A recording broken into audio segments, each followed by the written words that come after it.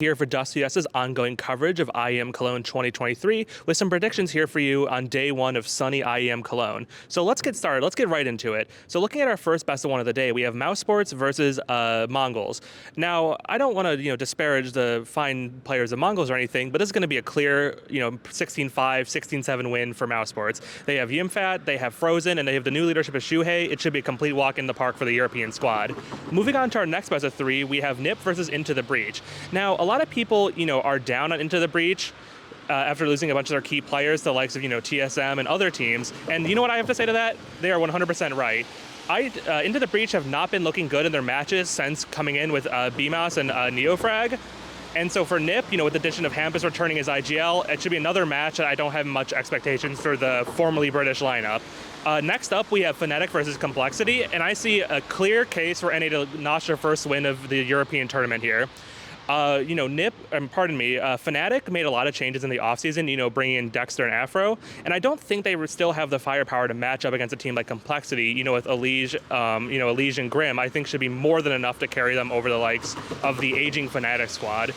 Continuing on to our next match we have against OG versus 9. I'm really not impressed by what OG has brought to the table in the offseason. They feel like a team that's consistently just putting together random international European lineups, and 9's roster that hasn't changed at all for a long time. They're more composed, they know how each of their teammates play, and they should have the tool set to take the first opening win. Next up, we have Imperial versus Monte.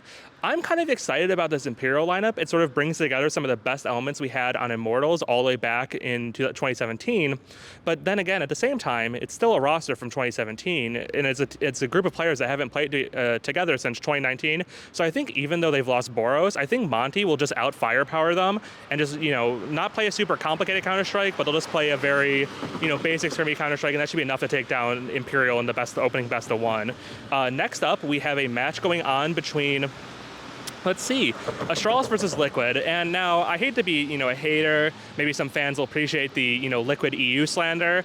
But after seeing Liquid get absolutely smashed by Astralis at Blast Fall Groups, I don't think Liquid really has a tool set right now to take them down in a best of one. BlameF's been looking absolutely incredible. I think Borb's playing his role as well. And when we saw Liquid play against the likes of Astralis last time, Yakinder and Naf really went missing. And those are two players you can't have going missing in a best of one. There's only 16 rounds to give up before Astralis take the win, so there's no room for errors, and I think Liquid still has a lot of growing. Oh, okay. Thank you, Axelrod. Anyway, so, Liquid still has a lot of growing to do as a team before I can really confidently say they can take down their old Danish rivals. Next up, we have Apex versus Big. Something to keep in mind with Big here is the fact that they're not going to be able to field Mantu because they came from the ESL Meisterschaft as Big Academy, so they'll have to be using a number of Academy stand-ins.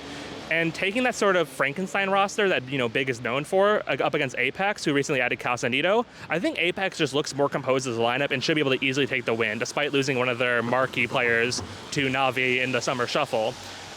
Closing up on the matches, FURIA versus Grayhound. I mean, come on, even if you don't believe in, Fallen as the key to fix this team, I don't see a world in which, Fallen and FURIA lose to a team like Grayhound. So let's just keep it real and just say, good 16-7 from the likes of FURIA. And finally, last up, we have the quarterfinal matches. So if all goes as well and all goes as I predicted, we're going to be seeing Complexity take on 9, and I really do think Complexity could take down 9 in a best of 3.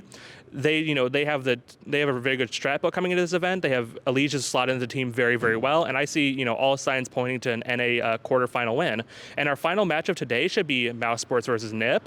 That could really go either way, but I have a lot of faith in Shuhei being able to take this team and turn it into a contender, whereas NiP have been looking rather sloppy. So I think a 2-1 win for Mnmzzz to show that they're not diminished without Dexter on the team. I'm coming back from a jump cut. So that's my predictions for day one. Let me know in the comments, what you think about these predictions, and we'll see you, at the end of the day and talk about what we've learned from the first day of IEM Cologne in sunny Cologne.